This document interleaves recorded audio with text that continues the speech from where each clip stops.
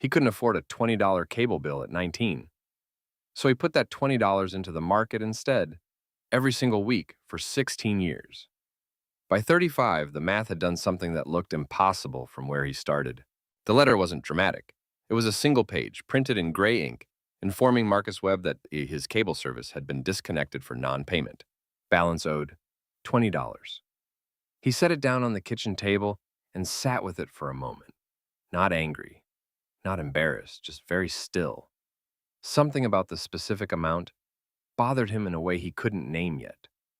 $20 a month. The cost of watching television. He thought about where that 20 had gone every month before this, absorbed into nothing, leaving no mark, just gone.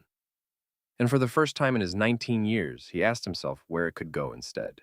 His mother Diane had a phrase she used the way other parents used grace for dinner. Money slips through our hands like water. Marcus had heard it so many times that it stopped sounding like a warning and started sounding like a law of nature. He remembered standing in her kitchen as a boy, watching her lay bills out on the counter the way a card player lays down a hand, counting and recounting as if the total might change. It never did. What he understood now, sitting at his own table, was that she had never been wrong. Money had always slipped. But he was beginning to wonder if slipping was the money's nature, or just what happened when no one decided otherwise. He went to the library on a Tuesday evening because his phone data was nearly gone, and the library had free terminals and no one asking him to buy anything. He typed 3 words into the search bar, how to invest, and spent the next 2 hours reading. Most of what he found was dense and aimed at people who already had money. But one article, plain and unadorned, explained index funds in a single paragraph that made the math feel like something a person could actually touch. A broad basket of companies, low fees, time doing the heavy lifting. He read it twice, then a third time, and felt something shift. Not excitement exactly, more like the sensation of a door opening in a room he hadn't known was there. He found a scrap of paper in his jacket pocket, a receipt from a gas station, and turned it over to the blank side. He wrote down $20 a week, then 52 weeks, then multiplied. He wrote down 7%, which the article had used as a conservative historical average, and tried to run the compound interest forward 10 years, then 20, making mistakes and correcting them with pencil. The numbers climbed in a way that felt almost dishonest. At 16 years, the figure he scratched out was so far above what he'd started with that he circled it and stared at it. He had never written a number that large in connection with his own name before. It didn't feel like a fantasy. It felt like an equation, which was different, because equations didn't care who you were. The brokerage sign-up form asked for things he had to look up.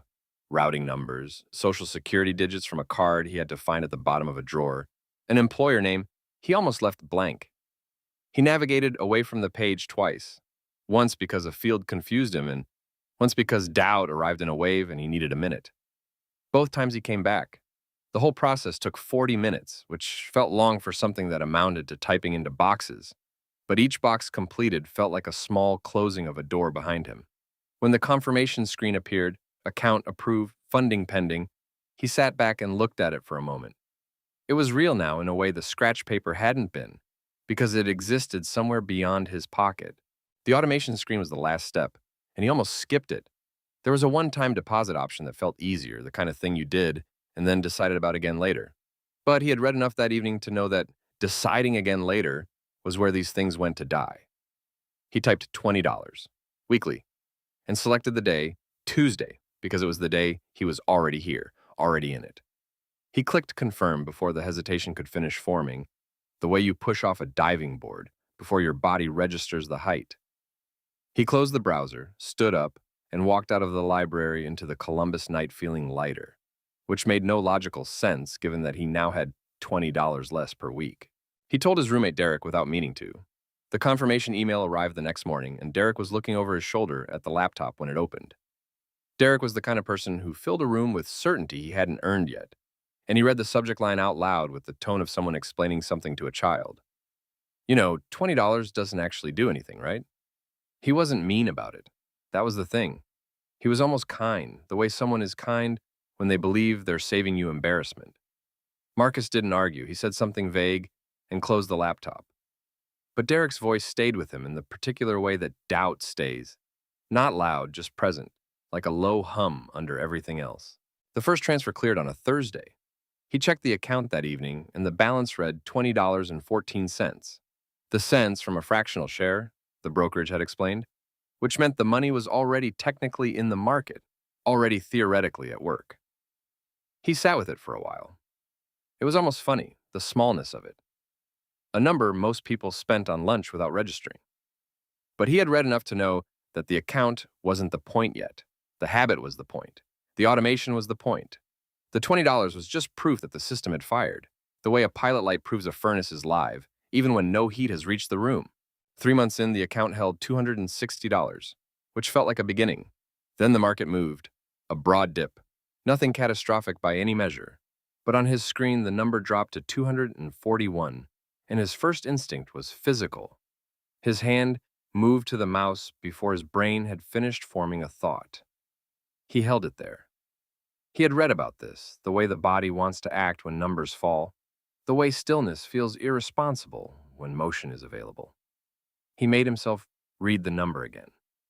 241. Still there, not gone. Temporarily marked down, the way a coat at the end of winter is marked down. Still a coat. He closed the tab. He did not sell. His mother called on a Sunday evening. Her landlord had raised the rent, not by much, but by enough that she was thinking about picking up a weekend shift at the school to cover it. She said it matter-of-factly, the way she said everything about money, as if worrying about it were simply the weather. Marcus listened, walking slow circles near the apartment window, watching the Columbus Street below go amber in the dusk. He didn't tell her about the account. It felt too small to mention, and he wasn't sure yet if it would ever be large enough to matter. When they hung up, he sat down at the laptop and changed his weekly transfer from $20 to $25. Not a solution, not even close, but a direction, a quiet promise he made to no one but the math. He landed a data entry job after a semester of community college. Nothing glamorous, fluorescent lit and corporate beige, the kind of work you describe to people by shrugging. But it paid consistently, and consistently was what he needed. The first thing he did when direct deposit was set up was call the brokerage and link the new account. The second thing he did was adjust the transfer to pull before the remainder hit his checking. So the $25 moved before he ever saw his balance, before it could blur into rent and groceries and the general noise of getting by. He had read that this was the trick, not discipline in the moment, but architecture before the moment arrived. If the money was never visible, it could never be spent. Derek bought a 65-inch flat screen on a credit card that spring and threw a party the weekend it arrived. Marcus went, because it was a good party. People he liked. Music he didn't hate. Food Derek had actually put effort into. He laughed and stayed late. But on the way home, he opened the brokerage app out of habit, standing on the sidewalk outside his own building in the cold. And the balance read $2,200. He stood there for a moment under the streetlight. He wasn't gloating. He didn't feel superior to Derek, who was living his life exactly as he'd chosen to live it. He just noticed something. The television would depreciate. The $2,200 would not. The layoff arrived on a Wednesday, delivered in a conference room by a manager who couldn't hold eye contact. Company restructure, they said, as if the word restructure softened the shape of things. Marcus drove home, sat on the couch, and opened his laptop. Job boards, resume, the arithmetic of unemployment benefits. The apartment felt different, with nowhere to be the next morning, the walls closer. But there was one thing he did not do, and it required more intention than he expected. He did not log into the brokerage and pause the transfer. He had the username and password memorized. It would have taken 40 seconds. Instead, he closed that tab and opened another application. The $25 moved the next Tuesday without him, the way it always had. He found a new job in 11 weeks. Slightly better title, slightly better pay, the kind of step up that doesn't feel significant until years later when you map the salary trajectory backward. He shook the hiring manager's hand in a sunlit conference room and felt something he hadn't let himself feel during the unemployment stretch. Cautious relief. What he couldn't have known then, and wouldn't understand until he ran the numbers a decade later, was that the 10 weeks he'd protected, the stretch where most people would have paused the transfer and promised to restart it later, were among the most consequential of the entire arc. Compounding doesn't forgive gaps. It rewards continuity in a way that only becomes legible from far enough away to see the whole shape. Marcus had never said the word portfolio out loud to anyone he was trying to impress. So when Priya asked him on their third date what he did with his money, the honest answer felt like a small risk. He told her about the $20, the cable bill, the Tuesday night at the library, all of it, matter of fact, braced for the polite smile that meant she thought it was cute in a sad way. Priya was quiet for a moment, then asked him which brokerage he used and whether the minimum deposit was still $25 to open. He realized, sitting across from her in that booth, that he had never once wanted someone to find the habit impressive. He had only ever wanted someone who didn't think it was strange. Every raise became a question he asked himself before the money landed in his checking account. How much of this can leave before I notice? He never touched his lifestyle. He didn't starve it either. He just kept it still while everything above the waterline moved. $25 a week became $40 after a promotion at 26. $40 became $60 when he switched companies and picked up $12,000 a year he hadn't expected. He kept a notepad at the kitchen table with one column for income and one for the transfer amount. And the rule was simple. The second column always rose faster than the first felt necessary. The medical bill came on a Thursday, tucked between a grocery circular and a credit card offer, as if it knew how to hide. $2,800 for an ER visit he'd put off until he couldn't. A kidney stone, 3 hours in a waiting room, a discharge sheet with instructions he barely read. His emergency fund covered it, barely, and the account he didn't touch watched from another browser tab while he typed in the routing number for his savings. Priya was already asleep. The apartment was quiet in the specific way that money problems make it quiet. He closed the laptop and sat in the dark for a few minutes. Not because he was defeated, but because he needed to feel the boundary he had just held before he moved on. He rebuilt the emergency fund in 4 months. $50 a month redirected from discretionary spending, nothing dramatic, just the same logic applied in reverse. When the buffer was whole again, he opened the brokerage account and changed his weekly transfer from $60 to $75. Not because the math demanded it, but because he wanted some record, even a private one, that holding the line had meant something. The coffee that morning tasted better than it had any right to. He didn't tell Priya, didn't write it in the notepad. Some decisions don't need an audience. They only need to be made. The account crossed $50,000 on a Tuesday evening in October, the kind of evening that has no weather worth remembering. Marcus was checking it out of habit in the same 3-second glance he had been taking for 8 years, and the number stopped him the way an unexpected sound stops you in a dark hallway. He sat with it for a full minute, maybe longer. $50,000 grown from an automated 20, from a canceled cable subscription, from a Tuesday night at a public library when he was 19 years old and had nowhere better to be. Then he closed the laptop and went to the kitchen to make dinner. Pasta, nothing special. The number would still be there tomorrow. Derek had a way of entering a room like he was already in the middle of winning an argument. At the group dinner, he looked good. New watch, new certainty. And the thing he was certain about that month was a crypto token that had tripled in 11 days. He said the name of it twice, so everyone would remember. Then he turned to Marcus across the table and asked, with what felt like genuine pity, whether Marcus was still doing that index thing. Marcus said yes. Derek shook his head slowly, the way someone shakes their head at a person who brought an umbrella to a sunny day. Marcus picked up his fork and changed the subject and let the moment pass, the way you let something pass when you already know how the story ends. He gave himself one evening to do the math honestly, because he owed himself that.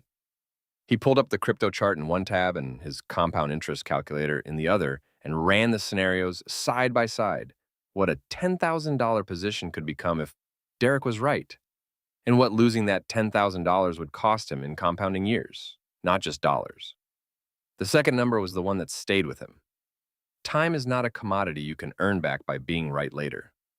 He sat with both tabs open for a while, not fighting the temptation exactly, just watching it. The way you watch a door you've already decided not to open. Then he closed the browser and went to bed. 8 months later, Derek texted him a meme, a cartoon chart going to zero, a shrug emoji, nothing else. Marcus stared at it for a moment, thought about everything he might have said, and typed back a thumbs up.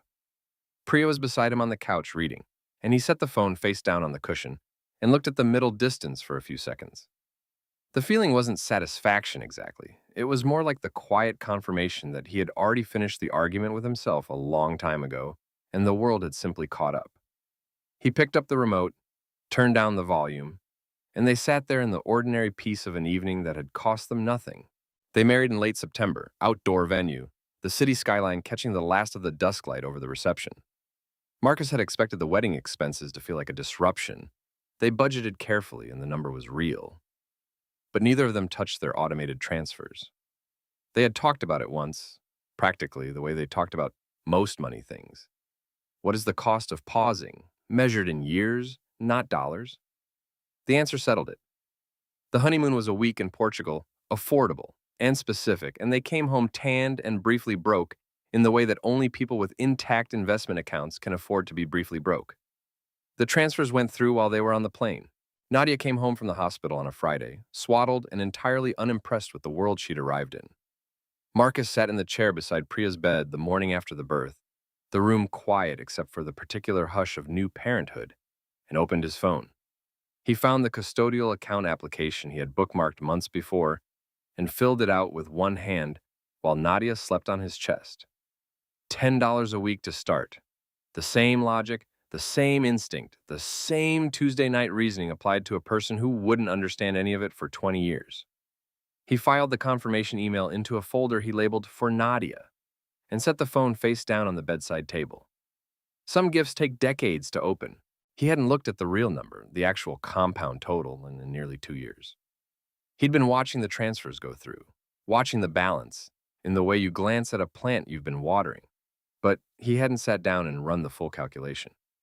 On a Thursday night in January, with the apartment quiet and Nadia already asleep, he opened the spreadsheet he hadn't touched since 30 and updated the inputs. The balance had crossed $400,000. He leaned closer to the screen as if proximity would help him trust the figure. The model he had built at 19 on scratch paper at a library table had predicted something in this range, but it had also assumed he would waver, pause, pull back at some point. He never had. He printed the spreadsheet and sat with it at the kitchen table with a legal pad, working backward through the years by hand. The pattern was not subtle once you saw it. The first 2 years combined had grown slower than a single month in year 12. The account had not accelerated because he'd done anything clever, and it had accelerated because he'd done nothing. Every time the market had dipped and recovered, and every year he hadn't paused, every raise he'd redirected instead of spent, all of it had compounded on top of itself until the base was large enough that the growth had its own momentum.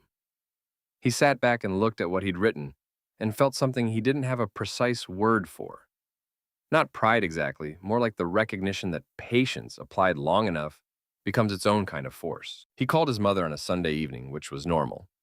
He asked how she was sleeping, whether the landlord had fixed the radiator, how the weekend shift was treating her, all of it normal. Then he asked her a question he'd been holding for 3 days. What would it actually mean to her, practically, if rent was never something she had to think about again? Diane laughed, a short, fond laugh, and told him that was a sweet thing to wonder about. She thought he was being philosophical.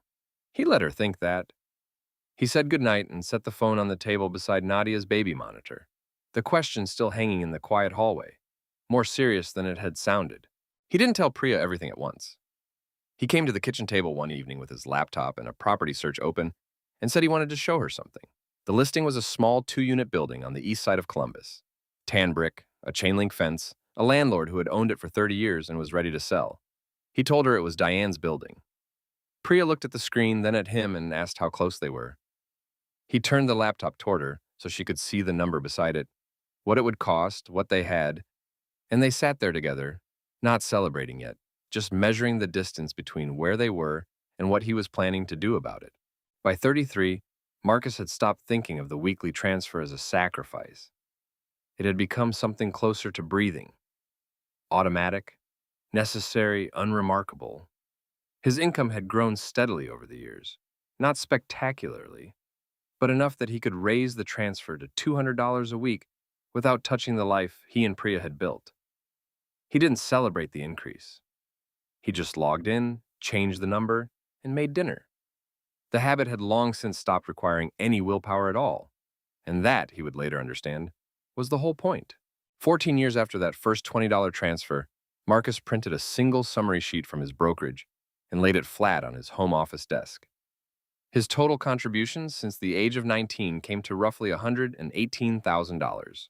Money he had earned and redirected dollar by dollar, week by week. The market had turned that into more than $700,000. He read the ratio twice. Then he sat back in his chair and looked out at the afternoon city light coming through the window, turning the number over in his mind, the way you turn over something almost too large to hold. It still surprised him every time he said it out loud. It was at a backyard reunion, someone's birthday, the kind of afternoon that makes you forget what year it is, that Derek mentioned almost offhandedly that he was finally starting to think about saving. Not urgently, not with a plan, just the vague acknowledgement that maybe it was time. Marcus listened without any satisfaction in his face, because there wasn't any. He'd never wanted to be right about Derek. He just said what he believed, that the best day to start was whatever day you were standing on, and meant it without theater. Derek nodded slowly, held his beer with both hands. Something had shifted in him that Marcus recognized from 16 years ago in a library. At 34, Priya saw the number before Marcus said a word. He'd left the laptop open on the kitchen table and gone to pour 2 glasses of water. And when he came back, she was standing there with one hand over her mouth. The account had crossed the $900,000. They sat down across from each other at the table and stayed there for nearly 20 minutes. Nadia's crayon drawing stuck to the fridge behind them, the apartment making its usual small noises. There was nothing dramatic to say. The number had arrived the same way it had grown, quietly, incrementally, through nothing more remarkable than persistence. Priya reached across and covered his hand with hers. He had been researching Diane's rental building quietly for months. A small 2-unit on the east side of Columbus, the building where his mother had lived for 11 years, where the landlord raised rent every 18 months and fixed things slowly, if at all. It was listed at $190,000. Marcus opened the property page one more time on a Tuesday night, Columbus's nightscape glowing behind the window, and looked at the photos of the rooms he had helped his mother repaint years ago. He did the math on what he could liquidate without disrupting the long curve. It was possible. He had made his mother a quiet, internal promise long before he had the means to keep it, and now the means had arrived. He saw the number on a Wednesday morning before work, at the kitchen table with a coffee going cold beside him. $1,100,000. The brokerage app sat open on his phone with the same plain interface it had always had. No fanfare, no animation, just digits on a white background. Marcus set the phone face down on the table and sat very still. Outside, the city was doing what it always did at that hour, waking up without ceremony. He had started this at 19 with a canceled cable bill and a library computer and the uneasy hope that small amounts of time could do something he couldn't yet imagine. Now he knew what it had done. He picked up his coffee, found it cold, and went to make another cup. He had run the numbers on the tax implications 3 times before he moved $1. The liquidation was deliberate and calculated. A portion of the account, enough to cover the purchase price, account for federal taxes, and leave the rest of the portfolio untouched and still compounding. He sat at the home office desk with the bank transfer form on screen and the final figure already confirmed. There was no hesitation at this point. Hesitation had belonged to an earlier version of this, to the scratch paper at the library table at 19, to the shaking hand hovering over the mouse at 23. This was only execution. He submitted the transfer. Then he closed the laptop and went to call his mother to say he was coming home to Columbus for the weekend. The drive to Columbus felt different from every other drive he could remember.